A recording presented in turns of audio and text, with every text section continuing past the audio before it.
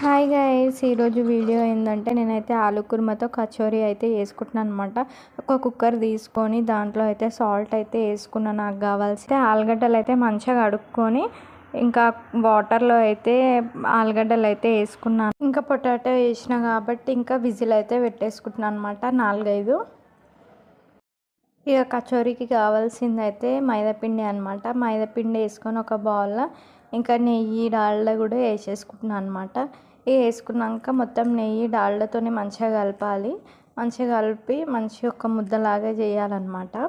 మంచిగా దానికి సరిపడినంత కొంచెం ఉప్పు కూడా వేసేసుకోవాలన్నమాట. మంచిగా మిక్స్ చేసుకోవాలి. ఎంత మిక్స్ చేసుకుంటే అంత మంచిగా వస్తుంది అనమాట కచోరీ. ఇక పిండి అయితే ఈ విధంగా అయితే వేసేసుకున్నాను అనమాట. నేనైతే ఇక పిండి అయితే మంచిగా నానబెట్టుకోవాలి. ఈ విధంగా వేసుకొని ఇక ఆలు అయితే ఉడికిందనమాట. ఇక నేనైతే చూస్తున్నా ఉడికిందా లేదా అనేసి.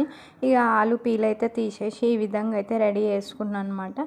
ఇక ఆనియన్, కొత్తిమీర, చిల్లీ, క్యారెట్, కరివేపాకు ఇంకా ఇవైతే రెడీ చేసుకొని పెట్టుకున్నాను అనమాట. నేనైతే ఇక ఆలు అయితే ఈ విధంగా ఉండాలి మెత్తగా. నేనైతే మంచిగా స్మాష్ అయితే వేసుకున్నాను అనమాట. చాలా మెత్తగా వచ్చేసింది ఆలు అయితే. ఇక నేనైతే కొంచెం మీద నుంచి ఫ్లేవర్ కోసం నెయ్యి అయితే వేసుకున్నాను అనమాట, మంచి టేస్ట్ రావడం కోసము. ఒక కడాయి అయితే పెట్టేసుకున్నాను అనమాట. పెట్టేసుకొని అందులో జీలకర్ర, ఆవాలు అయితే వేసేసుకున్నాను అనమాట.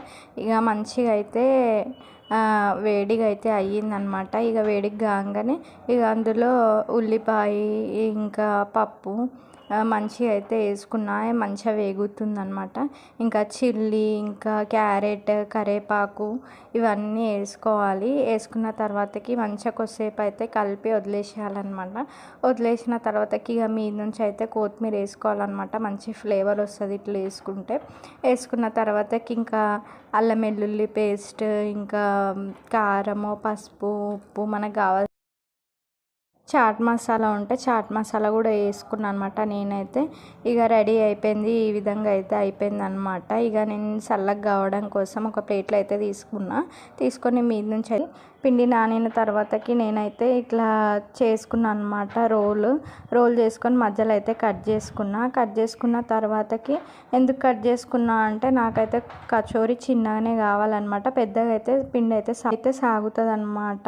ఆయిల్ వేస్తే సాగుతుంది కాబట్టి నేనైతే ఈ విధంగా చిన్నగానే వేసుకున్నా. సమోసా టైప్ అయితే వేసుకున్నాను అనమాట. సమోసా టైప్ చేసుకొని రోల్ అయితే వేసుకున్నా. ఇట్లా రోల్ చేసుకొని వాటర్తో అయితే డిప్ చేసుకున్నాను అనమాట. ఇక ఇందాక చల్లారిపోయినా కదా కుర్మా అయితే ఆలు కుర్మా, అదైతే నేనైతే ఇందులో ఫిల్ చేసుకున్నాను అనమాట. ఫిల్ చేసుకొని మళ్ళీ దాన్ని అయితే క్లోజ్ చేస్తున్నాను అనమాట. ఈ విధంగా వాటర్తో అయితే డిప్ చేసుకుంటూ మెల్లగా అట్లా చేసుకున్నాను అనమాట నేనైతే.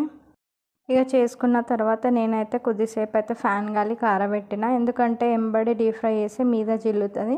ఇక ఆయిల్ అయితే వేసేసుకున్న డీప్ ఫ్రై చేయనీకే. ఇక డీప్ ఫ్రై అయితే ఇక ఈ విధంగా అయితే వచ్చేసినాయి అనమాట ఆలుతో కచోరీ.